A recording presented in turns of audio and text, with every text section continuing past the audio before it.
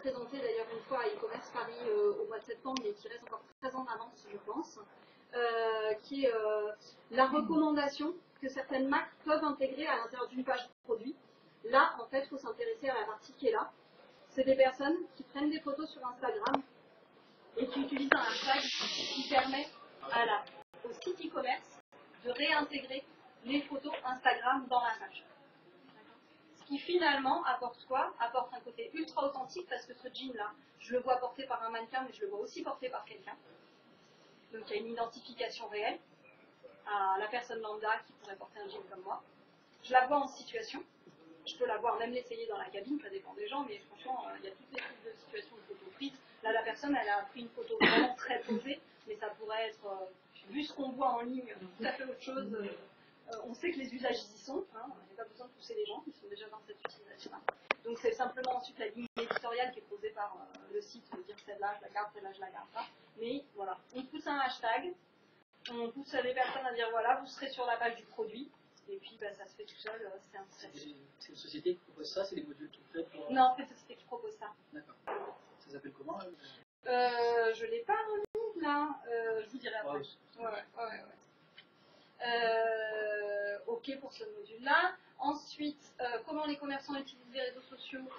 Si ça vous était pas apparu de manière sûre, quand vous êtes dans la géolocalisation sur votre mobile sur Google Maps, vous pouvez bien sûr taper un restaurant dans l'environnement, ça peut tout le monde sait le faire. Sauf que maintenant, arrive aussi la possibilité de les filtrer. Donc là, en l'occurrence, j'ai ma carte ici, et si je veux les filtrer, je peux aussi les filtrer par note. D'accord? Donc ça renforce encore le côté social du commerce, de dire, bon ben voilà, est-ce qu'il y a les commentaires qui ont été ajoutés ou pas, c'est une chose, mais est-ce que la notation est ajoutée ou pas? Oui, mais aussi directement comme interface utilisateur. Je navigue par le filtre de la notation. Donc j'ai un resto qui est juste à côté, mais qui en plus est meilleur. Donc ça c'est un filtre qui existe sur mobile, mais qui renforce clairement la manière dont le social apparaît dans notre site. Autre utilisation peut-être un peu plus simple, mais finalement parfois c'est des simples, c'est pas les fonctionnalités qui nous permettent de nous aider, c'est comment finalement on demande à des personnes qui viennent boire un coup, postez un avis et puis vous aurez un happy hour. C'est peut-être comme ça. Calza Papa de Esplanade de l'Europe. L'apéro offert à toute personne qui poste en photo à la com. Voilà, par exemple. C'est simple, on ne le fait pas, et pourtant on le fait. Voilà. Ça coûte rien, c'est des petits réflexes, des petites choses qui mettent en avant et qui vous permettent de développer l'usage social des personnes, parce que finalement, le nombre de fois qu'on rentre dans une boutique, dans un café, etc., où on se dit, bah oui, bien sûr qu'on a l'habitude de laisser des commentaires, bah oui, mais là on l'a pas fait.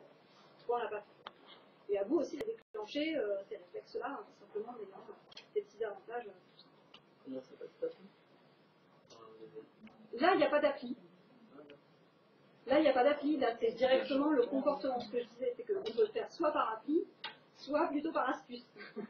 Et là, c'est plutôt de dire, voilà, allez poster un commentaire. Si vous postez un commentaire, soit sur mon Facebook, après vous choisir, soit sur mon site web, soit sur ceci, soit sur cela, soit sur Google, justement, en business, voilà. Et une fois que vous avez posté le commentaire, vous avez une motion gratuite, ou un avantage. On ne pense pas suffisamment inciter nos consommateurs à déclencher le coup de cœur de cette manière. J'ai assisté à un débat lors de la dernière réunion de la Méditerranée, où il y a eu un vif débat à la fin sur les données, ou pas des avis. Il y a des gens qui trouvaient ça finalement exclusif qu'on nous demande systématiquement de demander des avis. Et d'autres, comme le responsable de la rédaction de la branche, qui disait que c'est la data de l'avenir, ça marche comme ça. Et mondialement, c'était une vraiment dit que ça marche bien. C'est vrai que sur les autres types d'utilisation, ça peut sembler un petit peu agaçant qu'on nous demande tout le temps notre avis, d'autant plus que l'idée était peut-être un jour ça va être obligatoire de donner son avis si on veut avoir accès au service, si on pousse jusqu'au bout. Oui, alors moi ma réponse ce serait pour que ça ait du sens, et si c'est systématique ça perd son sens. Je voyais un petit peu comme des urnes dans lesquelles on laissait tout simplement son avis, et il y avait possibilité de tirer au sort. Par exemple, pas Carrefour, je l'avais fait pendant un moment de gagner une voiture, on laissait juste son avis, et tirait 3 gagnants tous les mois, et là même les non-digital natives, entre guillemets, jouaient Donc la réduction n'était pas systématique, il y avait une chance de gagner une réduction, de gagner un an de cours. Mais par contre, c'était du papier là. Donc au moins, il touchait différemment. Et là, ça c'est pas public, ça c'est personne à le voir, à part ouais, voilà. Mais quand on fait comme ça, finalement, l'avis, il n'est pas visible des autres. C'est ça, il n'est pas visible. Bah après, je crois qu'il se réserve, enfin, c'est comme les avis un peu sur les sites, il se réserve le droit de citer les 3 gagnants, ou je sais pas trop quoi, mais les sites, c'est pas, voilà, c'est pas... C'est pas tout à fait pareil. Du coup, le bénéfice, en tout cas, ensuite, qu'on pourrait avoir justement sur le premier contact avec le produit, comme on dit. La marque a un retour plus sur la qualité du service, directement pour elle, que simplement faire du témoignage. Ce qui fait la force des médias sociaux, c'est quand même la recommandation par les pairs. Effectivement, on enlève ce côté très spontané de la manière dont les personnes vont écrire et les mots qu'elles vont choisir et là où elles vont publier. Ça a moins d'effet de levier, mais je comprends ça. Après, effectivement, je pense que quand il y a un partenariat, co-branding avec une marque, un événement spécial, etc., là, les gens comprennent qu'il y a un avantage supplémentaire. Et c'est pour avoir accès à cet avantage supplémentaire que, exceptionnellement, on demande un avis, par exemple, ça fait du sens. Mais à chaque fois qu'il y a une happy hour, si tu veux en bénéficier, tu mets un commentaire, effectivement, je rejoins assez ton analyse. Je pense qu'il y a un moment où les gens ne croiront plus en l'intérêt. À la rigueur, c'est un check-in. Souvent, enfin, si vous prenez les banques Cisco vers Wi-Fi, pour avoir le Wi-Fi, c'est un check Facebook sur le Wi-Fi. Donc c'est pas un commentaire, c'est juste j'étais là, quoi, un peu comme sur du Foursquare avant. Oui, voilà. C'est moins intrusif et on peut même le paramétrer dans son site. Ouais. Voilà, autre possibilité. Dans les tendances, attention au type de partage et à la manière dont vous voulez le gérer. En fait, je pense qu'il y a quelque chose dont on ne se rendait pas assez compte jusqu'à présent, c'est que les mobiles ne s'appuient pas sur les boutons de partage de vos sites. Pourquoi? Ils ne sont pas trop petits. Non, mais quand on clique là-dessus, on se retrouve à s'identifier, etc. Ça pointe pas sur la pile. Voilà, c'est la réponse. Ça pointe pas sur la pile. Donc vous avez votre Facebook, vous avez votre Twitter, tous vos applis sont ouverts. Sauf que quand vous êtes sur le site en train de naviguer et vous cliquez sur le bouton de partage, il faut que vous tombiez directement donc, sur le site mobile Twitter, sur le site mobile Facebook. Ça vous redemande de vous authentifier personnellement. D'accord? Donc, ne croyez pas que ces boutons de partage fonctionnent sur mobile. En petite parenthèse, LinkedIn ne gère pas trop mal. LinkedIn, quand vous faites un partage depuis le web, en tout cas acheté sur le web, ça rouvre instantanément la pied. Voilà. Ça prend juste le temps de faire le... Et ça se fait pas longtemps, ça se fait parce qu'il y a quelques semaines ou quelques mois, ça ne faisait pas arriver sur Donc, point de vigilance, après, à vous de surveiller ces points-là, voir si ça évolue, comment ça évolue, et donc tirer le gain, effectivement, qui va aller avec. Mais pour l'instant, il y a effectivement une perte importante à ce niveau-là, contrairement aux attentes qu'on pouvait en avoir. Des petites applis tierces, intelligentes, qui se développent, et puis petit à petit, on peut se dire que les applis natives arriveront à le mettre en place elles-mêmes, notamment Instagram vers la fiche produit. Ça, c'est un truc qui manque cruellement. Il y a une petite appli donc, là, qui s'appelle, j'arrive plus à lire, c'était Like to Buy. Voilà.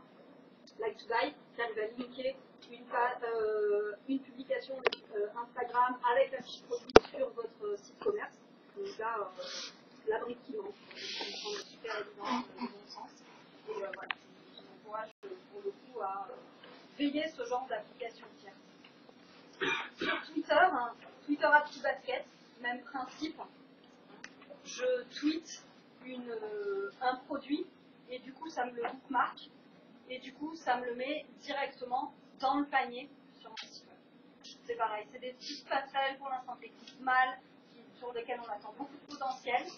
Facebook comme Twitter ont annoncé qu'ils avaient beaucoup développé sur le e-commerce cette année, donc on en attend énormément de ce genre de fonctionnalité, de voir à quel point ça va devenir, comme je dis, sans couture et de moins en moins de frottement, mais de plus en plus de fluidité. Enfin, une petite appli intéressante, une petite utilisation de la Redoute qui est souvent en avance et qui a proposé directement sur son site mobile une page d'accueil sur laquelle, avant même d'avoir consulté quoi que ce soit en termes de produits, on donne ses goûts. On choisit ses reviews. Donc vous aimez pas. On coche, on décoche, etc. Ce qui fait qu'on aura une page d'accueil qui sera sur le mobile immédiatement personnalisée. Et donc, on invite les navigations sur les rubriques qui ne nous intéresseraient pas, et puis on rend le navigateur beaucoup plus captif pour les prochaines visites. Enfin, je vous disais,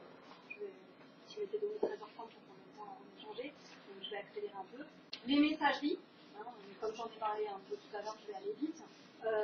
Vraiment, Facebook Messenger aujourd'hui est un truc énorme dans lequel Facebook mise beaucoup. Dans les choses qui vont être développées cette année et qui commencent à sortir, mais pas encore en France, hein, mais ça arrive, c'est le paiement de pair à pair à l'intérieur de Messenger. Donc le paiement de pair à pair, c'est pas encore avec le commerçant, hein, mais malgré tout, ça veut dire que si on veut faire un achat groupé, hein, bah tiens, j'ai vu les places pour aller voir un tel en concert, ah ouais, vas-y, prends les bits, etc. Hop, et ensuite, le copain, la copine peut nous rembourser par message. On peut imaginer l'accélération que ça peut donner en termes de décision, d'aide à la décision pour un achat. Voilà. C'était ça essentiellement, transfert d'argent sur Messenger, dont je voulais aussi parler, puis je vous ai parlé du côté éphémère, des messages que vous pouvez activer à l'intérieur de Messenger, peut-être qui durent qu'une heure, pas. Et donc là, Facebook est aussi en train de voir si ça lui ferait revenir en partie la génération la plus jeune qui s'est mise à l'aise sur Snapchat avec ces usages-là. Donc peut-être que ça ne reviendrait pas forcément aussi facilement sur la timeline Facebook, mais peut-être que ça les ferait réutiliser Messenger comme messagerie principale sur cette partie-là, parce que justement maintenant ils sont habitués au côté éphémère, ils veulent plus des discussions. La dernière fois que j'ai discuté avec un tel, c'était il y a 1 an et demi, et puis je veux lui parler, puis on avait une conversation embarrassante, et pouf, ça arrive dans le stream historique, c'est juste le message dessus. Enfin bon, on a tous plus ou moins été témoins de choses comme ça, donc tiens, qu'est-ce qui fait là ce message? Et effectivement, le côté éphémère pourrait rendre les choses beaucoup plus simples. Une expérience qui m'a beaucoup plu sur les messageries et notamment sur Twitter.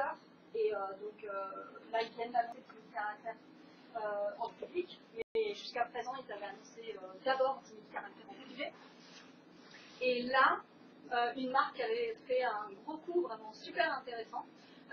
Et c'était donc Adidas qui avait dit on va prendre dans un groupe 2-3 personnes qui jouent à un concours, etc. On les fait gagner ce concours-là, et les gagnants vont pouvoir être en chat privé sur Twitter avec notre amis. Donc ça, c'est quelque chose qu'on n'aurait jamais pu vivre avant.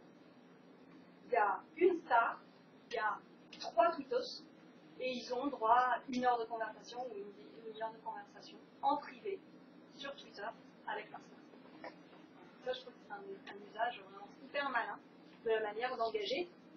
Et on le voit avec ce témoignage d'un des gagnants. Merci Adidas, c'était le meilleur jour de ma vie, pour mesurer ce que la personne elle a vécu.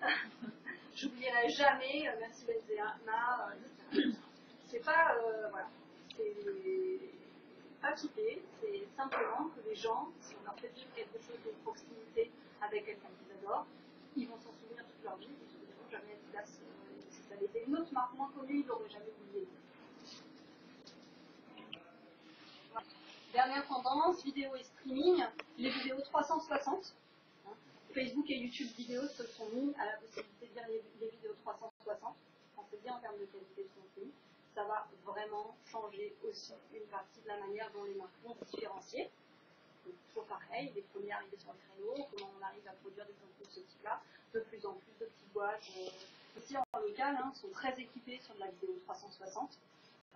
Tout le monde a compris dans les métiers de la vidéo que nous tous, non vidéastes, on avait une caméra dans la main, donc ils sont tous obligés de se différencier, et on voit plein d'offres, de petites agences, de petites prépas, etc., qui sont très équipées, qui cherchent à rentabiliser leur investissement et donc proposer des prestations de ce type-là. Je vous encourage vraiment à essayer de voir si c'est dans vos budgets, parce que c'est pas inabordable, donc voilà, c'est pas forcément des hyper structures pour qui c'est hyper. Voilà, autre tendance importante, les vidéos verticales. Si ça vous a échappé, on prend tous des vidéos à la verticale, on arrête de les prendre à l'horizon. Qu'est-ce qu'on fait avec ça? Sur YouTube, c'est vertical. C'est horizontal, je veux dire. Pourtant, Snapchat, c'est vertical. Pourtant, toute une application, c'est vertical. Et même nous, notre manière de faire, habituellement, maintenant, c'est comme ça. Quand on stream sur d'autres canaux périscope ou autres, etc. Tous ne sont pas faits pour être vraiment très bien en horizontal. Mais maintenant, c'est fait. La bascule est gérée, mais avant, périscope était uniquement en vertical aussi. Bon, voilà, la flush qui sont passés à l'horizontale aussi, mais c'est pas toujours ce qui a permis de le faire dès le départ. Donc, de plus en plus, cet usage-là de la verticale, comment vous allez le traiter éditorialement parlant, sur quels espaces c'est faisable ou c'est pas faisable. Il n'y a rien de plus laid qu'avoir une vidéo verticale toute petite, minuscule, et puis deux plans noirs de chaque côté. Donc comment on adapte ça? Aujourd'hui, il y a des applications qui sont sur... évidemment, qui sont déjà dans les starting blocks, pour pas dire elles sont déjà lancées. C'est le cas de Slinger, qui a ce petit logo-là, la sonde, et qui est directement corrélé à Snapchat, et qui permet de sauvegarder, avec toute la polémique qui va pouvoir venir avec, de sauvegarder ces vidéos Snapchat. D'accord? Donc, en tout cas, c'est une plateforme qui est la plateforme aujourd'hui montante sur la sauvegarde de vidéos verticales. Il s'est spécialisé pour la sauvegarde de vidéos verticales. Donc, à observer aussi. Et à savoir, à vous, suivant vos utilisateurs, qui vous allez toucher et si vous filmez dans un format ou dans un autre. Et c'est des enjeux clairement de visibilité, hein, parce que les vidéos verticales sur YouTube, on la ferme. Voilà. Contenu de qualité. Je vous le disais, les formats longs reviennent, les formats qualitatifs reviennent. Donc on a deux tendances, hein, le hyper micro format dans la timeline et dans le flux. Et puis, quand c'est moi qui choisis où je vais voir mon contenu, le contenu de qualité qui reprend vraiment de la valeur. Sur la photo, ça va être essentiellement Instagram, Pinterest. Je vous ai pas rajouté Flickr, mais bon, en fait c'est sûr. Enfin, Flickr, là c'est un peu moins conversationnel à part quelques communautés vraiment très amoureux de la photo, mais c'est pas très conversationnel du point de vue du consommateur, alors que Instagram et Pinterest, ça peut être très conversationnel du point de vue du consommateur. Donc là, on n'est plus du tout sur ce que je disais avant. Là, on est sur des photos, il faut qu'elles soient bien prises, super lumière, bien traitées, etc. On a une esthétique qui va avec ça. Si on fait des photos n'importe comment sur Instagram ou sur Pinterest, on ne sera juste pas du tout dans l'attention que peuvent porter les internautes de ces plateformes. Et le tout dernier slide, sur quelque chose qui m'interpelle beaucoup en ce moment, et effectivement qui revient à la question qui était posée tout à l'heure par la personne qui s'est excusée en disant qu'elle partira plus tôt, mais on a traité un peu le sujet déjà en amont, donc quand il était là. C'est comment aujourd'hui on blogue. Est-ce qu'on blogue sur son blog? Est-ce qu'on blogue sur les autres plateformes et quel équilibre on y trouve? Aujourd'hui, on voit bien que sur certaines thématiques, c'est beaucoup plus captif sur LinkedIn que sur son propre blog. Est-ce qu'il faut bloguer sur LinkedIn et à quelle fréquence et pour quel sujet? Et puis une autre plateforme qui s'appelle Medium, que un certain nombre d'entre vous connaissent parce que c'est une plateforme qui est bien développée dans les communautés high-tech. Mais évidemment, tout le monde n'est pas dans les communautés tech, donc ça ne concernera pas tous les services. Mais en B2B, LinkedIn et Medium sont vraiment des plateformes sur lesquelles il faut s'interroger parce que aujourd'hui, elles apportent une visibilité importante. Et comme je vous l'ai dit, la métrique, c'est plus seulement les pages vues. C'est combien de temps les gens passent. Par exemple, Medium, il vous dit à l'avance, cet article dure 2 minutes. Cet article dure 10 minutes. Donc on voit bien que la métrique qui compte, c'est combien de temps vous voulez y dédier. Et pour un certain nombre d'autres sites web, mais là j'ai plus les noms en tête, mais dans ma veille, j'en vois au moins 2 exemples. Enfin, je me souviens des interfaces que je viens de croiser, donc je retrouverai les exemples si ça intéresse pas, où effectivement la navigation première du site mobile commence par vous avez 3 minutes, vous avez 5 minutes, vous avez 10 minutes. Et vous choisissez votre contenu en fonction du temps dont vous disposez là maintenant. Il y a Blinkist, comme ça, spécialisé là-dedans. Une appli mobile qui s'appelle Blinkist. Oui. On dit combien de temps on a, et il nous agrège de l'info, il nous résume même des livres, des articles. C'est vraiment bien fait. Je pense que les médias, même de sites d'information très traditionnels, peuvent se positionner typiquement sur ce genre de proposition de valeur. Et puis, dernier point, puisque c'était le clin d'œil de la semaine dernière, ou de la semaine d'avant, les 10 000 caractères de Twitter, qui font quand même 6 feuillets, donc pour ceux à qui ça part, c'est énorme, hein, là pour le coup, on dépasse largement la longueur de certains articles de blog habituels. Est-ce que c'est pas là-dessus justement qu'il faut se positionner aussi? Il faut faire bloguer chez nous.